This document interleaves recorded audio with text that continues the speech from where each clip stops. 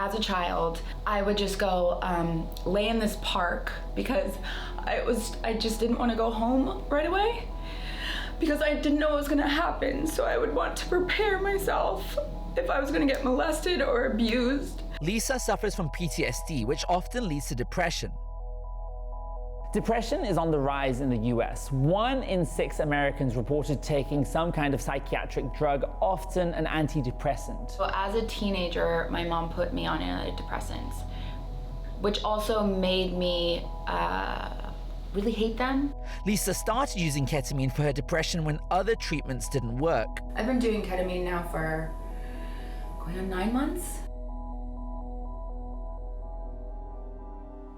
Ketamine is a name you've probably heard of before. It was approved by the FDA as an anesthetic in the 1970s. It's also known as a horse tranquilizer. But ketamine, or the K drug, is also infamous for being abused as a party drug. And recently, #Ket or #SpecialK also went viral on TikTok, gaining millions of views.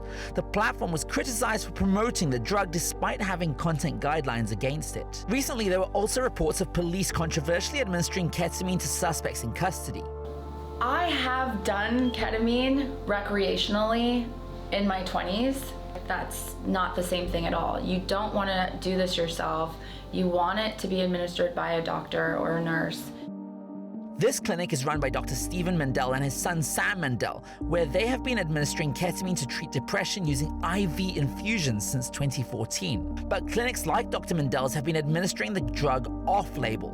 That means they've been using ketamine, an FDA-approved anesthetic, for an unapproved use. Once the FDA approves a drug, healthcare providers may prescribe it for an unapproved use when they judge that it's medically appropriate for their patients. You know that you're having an infusion, which makes it a little bit more unique from other dissociatives or psychedelics, is that you don't lose a sense of self.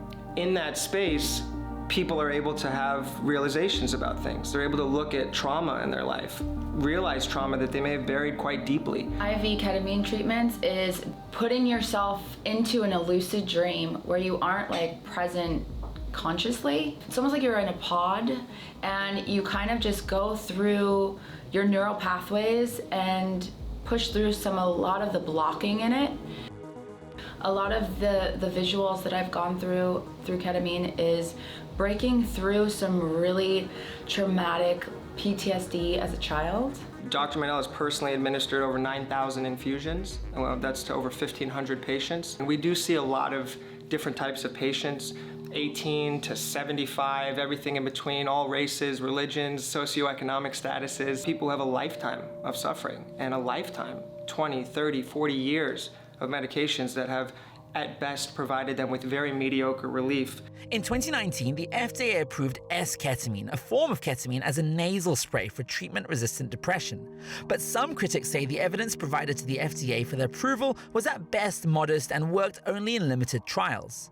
A 2019 report from the National Institutes of Health found that a single low dose of ketamine infusion was relatively free of side effects for patients with treatment-resistant depression, but the addictive properties of the drug call for caution and professional advice, especially for those with a history of substance abuse. So while ketamine could be one potential treatment for depression, it's up to you to do your research, use your discretion, and consult professional medical advice. This is NBCLX and #OurStories. What's yours?